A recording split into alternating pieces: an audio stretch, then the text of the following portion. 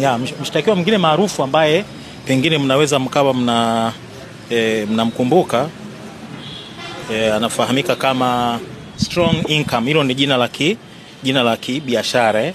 Ni dada anaitwa Strong Income, naye ameshtakiwa pamoja na Nifa katika hiyo kesi iliyosema namba 2638 ambayo inabeba mashtaka ya uhaini. Majina yake rasmi anaitwa Ruthmelda Bond Gregory Sila, ila almaarufu Strong Income. Mtafahamu kumekuwa na taharuki katika siku za karibuni kuhusu ni wapi huyu binti yupo, na kumekuwa na sintofahamu kwa mtaani kwamba pengine yuko huko au yuko kule, lakini hatimaye amekuja tunatumia neno kwa uangalifu kuibukia mahakamani, kwa sababu kama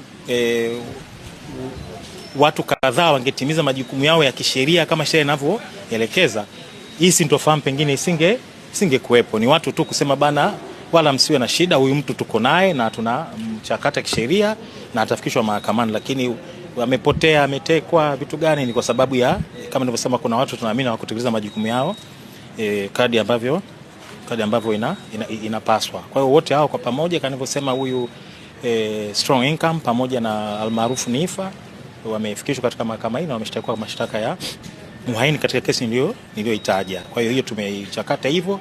Upande wa mashtaka baada ya kutoa hoja zetu wameomba muda wa kwenda kujibu, na tutarudi tena tarehe 11 mwezi huu kwa ajili ya wao kuja kujibu, na baadaye mahakama iweze kutoa majibu kuhusu hoja zetu. Lakini